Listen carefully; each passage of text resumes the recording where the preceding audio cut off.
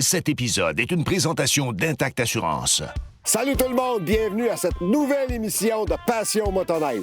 Aujourd'hui, on a décidé d'aller chercher la neige. On est au début décembre. On est dans la magnifique région des Monts-Valin. Vous allez voir, on a des beaux véhicules à vous présenter. Il y a un bon taux d'enneigement. On va s'amuser. Ça commence maintenant.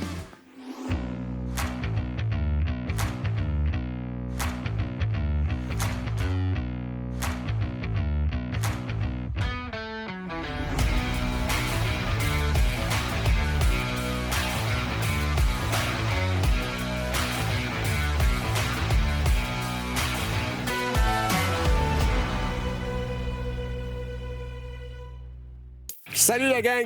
Hey, je vous présente mon bolide pour cet hiver. Grâce au groupe Content, on a une belle collaboration avec eux autres. Le fameux 911 Turbo, le Turbo R 2024. Mais dans le châssis Gen 5, c'est tout nouveau pour 2024.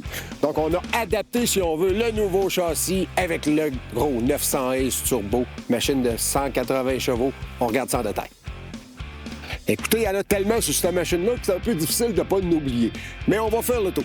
On commence, on a le gros écran qui est énorme. On a une vision incroyable. C'est full interactif. En plus, on branche le téléphone. On a nos maps, si on veut, nos cartes pour être capable de retrouver notre chemin ou de savoir où est-ce qu'on s'en va. Également, la suspension électronique. On l'a testé il y a 2 ans. On l'a testé l'année passée sur le 2 temps. Et là, on revient avec un 4 temps qui est un petit peu plus lourd. Et puis, la suspension électronique, elle fait vraiment le travail. Vous savez, on est chanceux dans notre métier. On a la chance de sauter d'une machine à l'autre. Et puis, on voit vraiment la différence. Lorsqu'on tombe avec la suspension, c'est smooth, c'est calibré. On sent pas les bosses. Puis, quand on y en demande, il nous en donne. Et puis, si jamais on veut réduire un petit peu, ben c'est très facile avec l'écran. C'est touchable. On y va avec les doigts. On peut y aller avec les boutons de contrôle également. On monte la pression au niveau de la suspension, ce qui fait en sorte qu'on peut tomber avec un mode un peu plus ferme. Et le mode très ferme, comme par les années passées, qui, lui, est extrêmement dur. Donc là, c'est vraiment des conditions extrêmes. Mais je pense que la majorité du monde vont rouler avec le mode confort parce que, écoutez, bien que c'est un véhicule sportif, on se retrouve comme si on était assis dans une Cadillac. On utilise souvent ce terme-là dans le monde automobile, mais c'est un peu ça. On a un véhicule sportif, mais qui est capable d'avoir des caractéristiques extrêmement confortables. Puis ce qui est cool, ce qu'on n'avait pas l'année dernière dans le châssis Gen 4, eh bien là, on a un éclairage qui est beaucoup plus puissant pour les randonnées en soirée. On a l'éclairage qui a été introduit l'année dernière sur le châssis Gen 5 dans les 2 temps. Donc maintenant, avec les véhicules à motorisation 4 temps, 137 pouces, on est capable d'avoir le nouvel éclairage et le châssis Gen 5 qui est élargi, donc un petit peu plus large, un petit peu plus massif, mais vraiment un beau véhicule de sentier.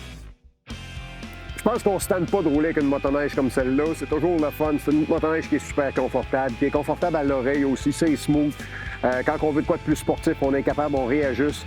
On a une chenille qui offre une excellente traction, la Ice Ripper 1.5. Moi, c'est ma préférée de toutes les chenilles de l'industrie parce que c'est pas trop, mais en même temps, ça offre une excellente traction. Puis on a une belle adhérence lorsqu'on tombe sur les surfaces glacées. Donc, c'est quelque chose c'est vraiment une bonne chenille de sentier. Maintenant, bien écoutez, on remercie le groupe Content. Ça fait plusieurs années qu'on travaille avec vous, la gang. C'est plaisant. On a un excellent service. On a fait préparer la motoneige très rapidement lorsqu'on a su qu'on venait sur les monts. Donc, la saison débute. Soyez prudents, la gang. On veut vous voir dans les sentiers. Venez nous voir si vous nous rencontrez. On va jaser, on va avoir du plaisir. Puis on se dit à la prochaine.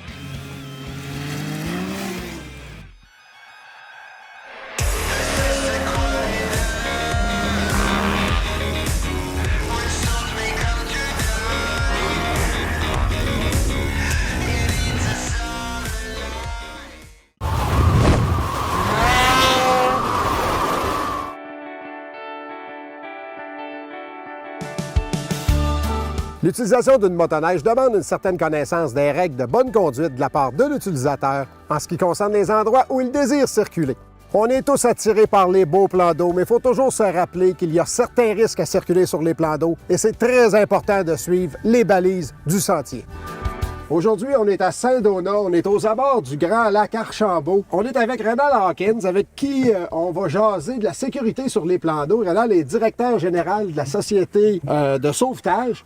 Rénal, on a une tendance à croire que la glace sur les plans d'eau, c'est uniforme, que c'est égal partout. Puis je pense que souvent, on fait erreur à ce niveau-là parce qu'il y a des endroits qu'on peut se retrouver avec très peu d'épaisseur de glace, puis il y a d'autres endroits sur le même lac où on en a beaucoup. Alors oui, justement, on prend pour acquis plus souvent qu'autrement l'épaisseur de la glace. Puis je peux penser aux riverains qui ont des habitudes de vie par rapport à ça. Ils sont sur le bord de leur plan d'eau, ils grattent un peu la neige, puis là, ils voient que justement une glace, puis là, ils prennent pour acquis que plus vers le centre, c'est aussi la même épaisseur. Il y a trop de variables. On peut penser au courant. Encore plus vrai lorsqu'on est sur une rivière. On peut penser justement au cours d'eau. Est-ce que je suis en amont ou en aval? Vous savez, les entrées et les sorties d'eau sur les lacs. Je le vois, moi, souvent, des gens disent « Ah, il y a un petit courant là », mais si moindrement c'est un petit courant chaud, ça vient amincir. Et l'autre aspect qu'on prend jamais en considération, c'est aussi l'épaisseur de la neige. Parce que la neige par-dessus la glace joue un rôle d'isolant. Et nécessairement, en dessous de la glace, la température est plus élevée que 0 degré. Alors, les deux combinés, ça a pour effet de venir amincir cette glace-là. Donc, ne jamais prendre pour acquis, même si la veille ou la semaine dernière, j'ai pu aller m'amuser sur le lac, il faut revérifier de nouveau l'épaisseur de la glace. La Société de sauvetage nous rappelle le principe du 1-10-1 lorsqu'on tombe en eau froide. Rénal, peux-tu nous expliquer en gros c'est quoi le 1-10-1? C'est simple à retenir le 1-10-1.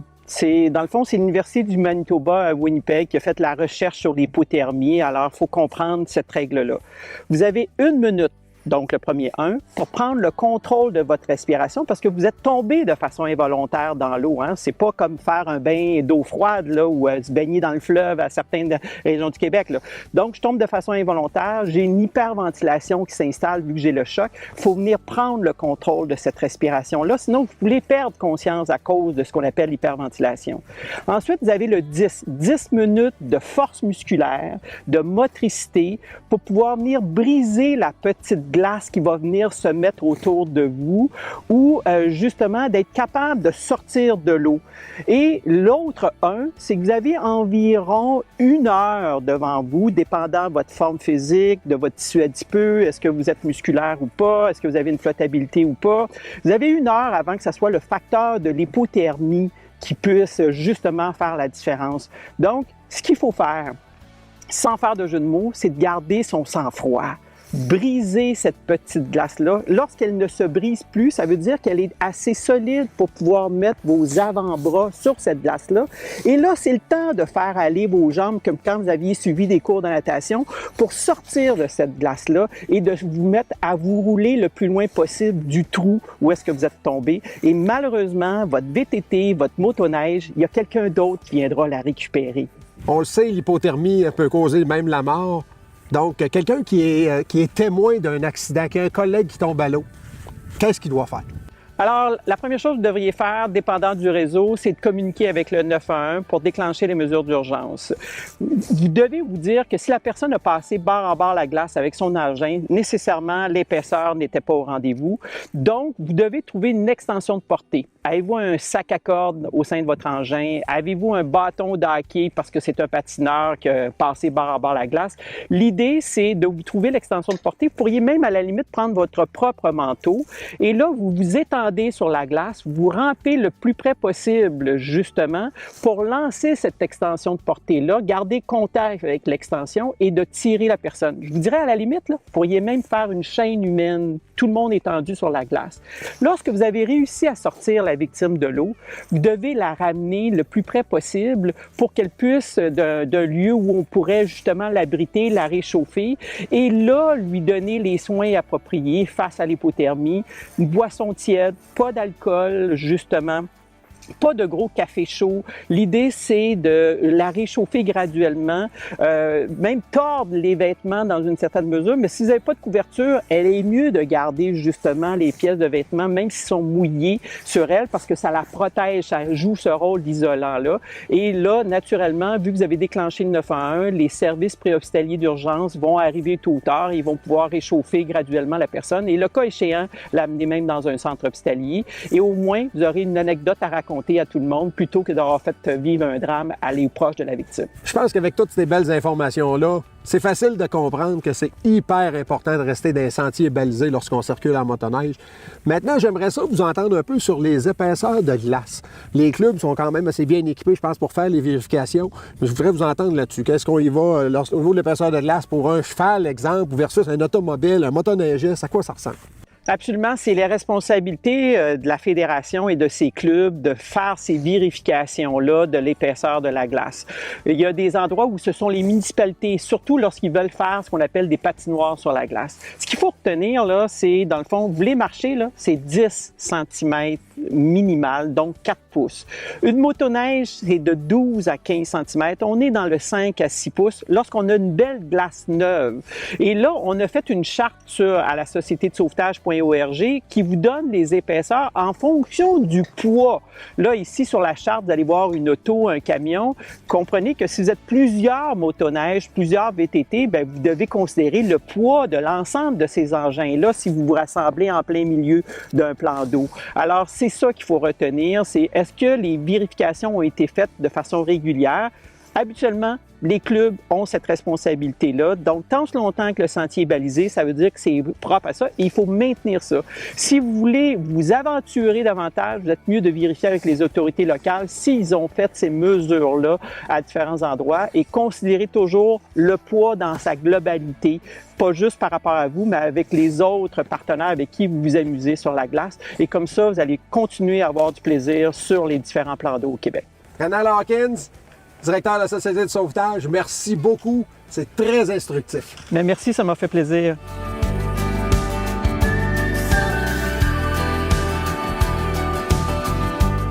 En conclusion, plusieurs incidents peuvent être évités si nous prenons les précautions nécessaires lorsqu'on traverse un plan d'eau.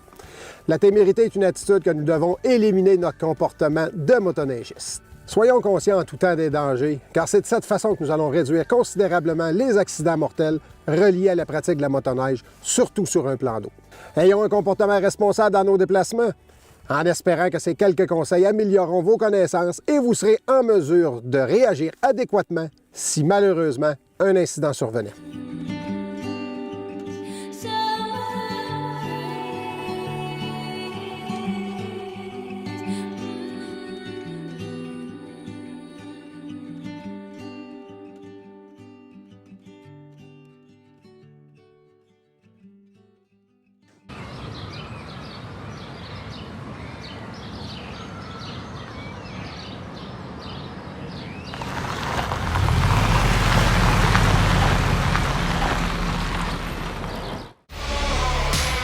Procurez-vous le magazine Passion Motoneige, la référence dans le domaine de la motoneige au Québec. Vous y trouverez une panoplie d'articles complets sur les primeurs de l'industrie, tels que l'essai de véhicules, visite de destinations de rêve, chroniques mécaniques et bien plus encore. Parcourez notre site web pour connaître nos forfaits d'abonnement papier et digital. Le magazine Passion Motoneige.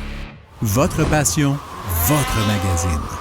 Salut tout le monde! Aujourd'hui, on va prendre quelques minutes, on va regarder ensemble les fameux blocs de transfert qu'on appelle sur les suspensions. On va regarder la réaction que ça fait sur le motoneige, puis par la suite, vous allez peut-être mieux comprendre comment les ajuster pour votre style de conduite en sentier. Si on remarque du côté de chez BRP, et vous avez la même chose pour toutes les autres compagnies qui ont des suspensions qui sont couplées, qu'on parle de Polaris, Arctic 4, Yamaha, c'est la même chose. On a un bloc de transfert ici. Du côté de BRP, on a des numéros. Le 1 n'est pas là, le 2, 3 et 4. Ce qui fait en sorte qu'on vient faire varier l'épaisseur du bloc lorsqu'il vient accoter sur la butée de caoutchouc. Son rôle principal est de vous laisser un jeu au niveau du centre de la suspension et la partie arrière pour plus de confort. Donc, lorsqu'on vient être plus couplé, lorsqu'on monte sur les numéros, on se trouve à avoir un peu moins de jeu au niveau du transfert de poids. Et ce qui fait en sorte qu'on a une suspension qui est un peu plus rigide. Par contre, on a des skis qui restent plus au sol. Et c'est la même chose, l'effet inverse lorsqu'on s'en va vers la position 1. Là, on a plus de jeu. Par contre, en accélération, en sortie de virage, on a un véhicule qui a tendance à se soulever des skis d'en avant. On va regarder ça maintenant. J'ai amené ce qu'on appelle un jack en bon français pour être capable de lever le devant de la motoneige puis voir la différence entre la position 1, exemple, et la position 4 qui est la plus couplée pour vous donner un bon aperçu qu'est-ce qui se passe sur le véhicule. Donc là, si on remarque, on est à la position 1, on a levé le devant de la motoneige. Vous voyez, les skis sont pratiquement à 4-5 pouces du sol. Et puis à l'arrière, je m'assieds sur la motoneige pour venir accoter mon bloc de transfert puis que je valide en même temps que ma chenille à l'avant est accotée au sol. Fait que ça veut dire que lorsque vous êtes en pleine accélération, lorsqu'on a du mordant, le devant de la motoneige va se lever en position 1 à environ 4 à 5 pouces, les skis du sol et aussi, il ne faut pas oublier que la suspension est étirée. Donc, c'est un peu plus que ça en réalité si on parlerait du devant de la motoneige. Donc, on a un véhicule qui va avoir plus de confort, mais qui va se lever plus en sortie de virage ou en pleine accélération. Maintenant, on refait le test. On va mettre les blocs à 4. Vous allez voir la différence de hauteur des skis en fonction d'une chenille qui est complètement au sol. Donc, j'ai positionné mes blocs à 4. J'ai baissé mon devant de suspension avec le cric hydraulique pour que ma chenille touche complètement à terre, comme on avait tout à l'heure. Si vous remarquez la différence, là, mes blocs sont à 4. Donc ça, c'est la position où il y a le moins de transfert. Si vous remarquez, les skis sont pratiquement au sol. Il y a à peine un petit jeu en dessous des skis. Ce qui fait en sorte que là, on a moins de transfert de poids qui s'effectue sur le véhicule. On a une suspension qui, la partie arrière et avant, travaille plus ensemble. Et on a un véhicule qui va porter un peu plus dur. Puis si vous regardez dans votre manuel du manufacturier, c'est tout expliqué, ça. Ça nous dit exactement la même chose. En position 1, au niveau des blocs, on va avoir un véhicule qui va être plus flexible au niveau de l'accélération, qui va se lever plus, mais on a une plus grande zone de confort. Pourquoi? Parce que les deux parties de la suspension, du centre et arrière, travaillent séparément plus longtemps sur sa course. Tandis que lorsqu'on va en position 4, on est plus couplé. Là, à ce moment-là, plus rapidement, le devant, le centre et l'arrière de la suspension travaillent ensemble, ce qui veut dire que les deux amortisseurs travaillent en même temps. Donc, la suspension devient plus rigide, un peu moins confortable. Mais par contre, on a un handling, une conduite qui est supérieure, une tenue de route qui est supérieure parce que les skis ne se lèvent pas en sortie de virage. Donc, on a plus d'adhérence, plus de facilité au niveau du handling du véhicule lorsqu'on conduit un peu plus agressif. Écoutez, en terminant, c'est un ajustement qui est très simple à effectuer. Ça peut faire une bonne différence, tout dépendant de votre style de conduite. Si on aime une conduite qui est plus relaxe, qui est plus confortable, qu'on n'a pas besoin d'avoir beaucoup d'adhérence au niveau des skis en sortie de virage, on va y aller avec une configuration plus au niveau 1, niveau 2. Et puis, si on veut quelque chose de plus agressif, 3 ou 4, là, vous allez avoir un véhicule qui va se conduire comme un go-kart, mais ça va porter un peu plus dur. Amusez-vous, la gang. Les 3 et 4 février prochains. Profitez de paysages à couper le souffle à motoneige partout au Québec grâce à l'événement Porte ouverte sur les sentiers de motoneige. Pour vous inscrire gratuitement, rendez-vous au fcmq.qc.ca. N'oubliez pas que pour participer à l'événement, vous devez détenir une assurance responsabilité civile.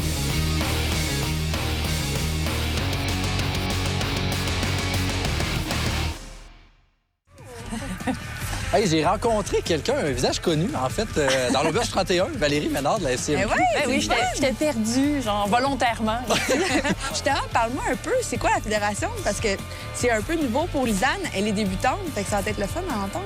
En fait, la Fédération des clubs de motoneigistes du Québec, en fait, c'est un organisme cadre qui soutient les clubs, les 197 clubs, pour entretenir les 33 000 km de sentiers au Québec. Donc, c'est pas rien que 33 000 km. C'est beaucoup. Vous savez, l'industrie motoneige, ça tient beaucoup ici au bénévole. Il y en a 4 500 chaque année qui s'impliquent. Il faut les remercier. Ils font 800 000 heures annuellement pour entretenir les sentiers. Là. Bien, justement, en parlant de sécurité, Lisanne, ça va être sa première expérience en motoneige. Est-ce que tu as des conseils pour parler de sécurité? Bien, je pense que le premier, tu l'as bien compris, il faut bien s'habiller. Tu sais, c'est important d'être habillé chaudement, d'avoir des bonnes mitaines, d'avoir un bel habit, d'avoir des bottes chaudes, un casque. Puis, il faut pas minimiser le casque. On s'est rendu compte avec le temps que les gens portent mal leur casque. Oui. Il y a aussi la consommation d'alcool, de drogue, jamais en sentier. Puis aussi, rester dans les sentiers. Oui. Tu sais, vous le savez, là, 33 000 km de sentiers, mais 50 de ce réseau-là appartient à des propriétaires privés. Donc, si on sort du sentier, on peut briser des terrains qui ne nous appartiennent pas. On veut pas perdre nos accès. Exactement. Donc, il faut vraiment faire attention puis garder la droite. Okay. Gardez la droite. Hey, mais merci beaucoup. Ça fait plaisir. Fait que là, aujourd'hui, tu viens-tu rider? Ben là, c'est sûr, mais je resterai pas avec vous autres. Moi, j'ai une gang qui m'attend, là. Fait que je vous laisse. Ah, ben, bonne journée! Bye! Merci, salut.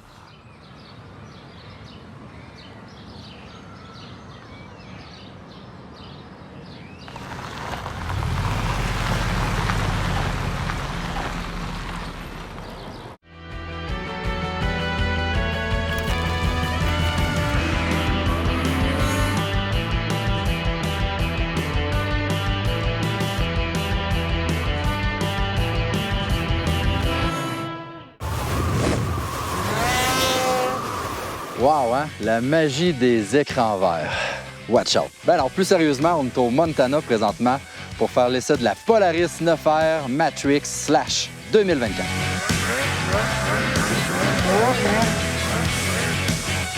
Pour 2024, on a l'unique nouveauté chez Polaris. En fait, les gens chez Polaris nous ont confié qu'ils ont voulu concentrer leurs efforts à livrer les machines pour la prochaine saison, mais ils n'ont pas oublié leur segment fort, la montagne. Tout de suite, on se dirige à l'arrière pour parler de la nouvelle chenille Série 9 325. En fait, on a 3 pouces écart de crampons. Comme disent bien les Américains, « bigger is better ». Ce que cette track-là, elle amène, elle va amener une flottaison beaucoup plus rapide et sortir rapidement de la neige pour donner un maximum de momentum. Bien sûr, ce genre de track-là est vraiment fait là, pour des journées qui a de la neige par-dessus la tête.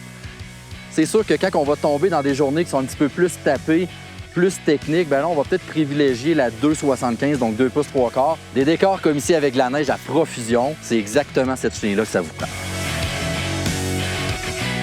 Cette saison au Québec, j'ai eu la chance de rouler le 9R. Ce moteur-là, il est vraiment sublime dans le sens que qu'est-ce qu'on a voulu faire? On est arrivé avec un big bore. On a grossi l'alésage, ce qui va donner beaucoup plus de torque. On parle d'un 12 % plus de torque. Au niveau de la puissance, un 7 %. Puis ce qui fait la grosse différence aussi, c'est l'inertie. On a réduit de 10 % l'inertie du moteur, ce qui va donner une réponse très rapide au niveau de l'accélérateur. Quand on vient jumeler ça avec la track de 3,25, ce qui est intéressant, c'est que Polaris, ils ont mis beaucoup d'efforts pour ne pas augmenter le poids de la chenille.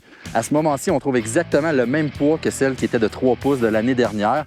Donc en ce moment, on a plus de crampons, plus de traction, mais au même poids qu'on avait à traîner avant.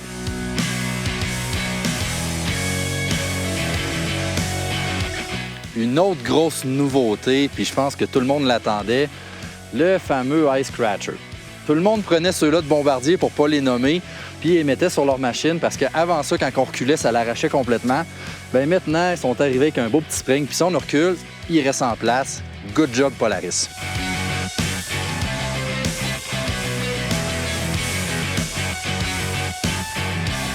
Du côté des impressions de conduite, ce qu'on ressent sur la machine, bien, on a un Pro RMK. Donc, les patins ont plus tendance à rester à terre quand on va arriver dans du side hill, du tree riding. C'est une machine qui est faite pour le technique. La chose que j'ai vraiment appréciée, c'est au niveau de la track, même si on a plus de crampons, puis c'est une machine faite pour la grosse neige profonde, même si on met l'accélérateur au fond, on n'a pas tendance à faire des wheelies. Cette chenille-là, elle a vraiment été conçue, développée pour donner rapidement une sortie de neige puis beaucoup de momentum. C'est un vrai charme dans la neige. Si vous voulez plus de détails techniques, on vous invite à visiter le site web de Passion Motoneige. Là, ben, il y a pas mal de neige, je me retourne jouer dans la poudreuse. Hey la gang, j'espère que vous avez aimé ça. En tout cas, nous autres, on a eu vraiment du fun. Suivez-nous sur nos réseaux sociaux, puis on se dit à la prochaine. Puis nous autres, ben, on va profiter du bel environnement. On continue à s'amuser. Cet épisode vous a été présenté par Intact Assurance. Le groupe Content. Thibault Marine.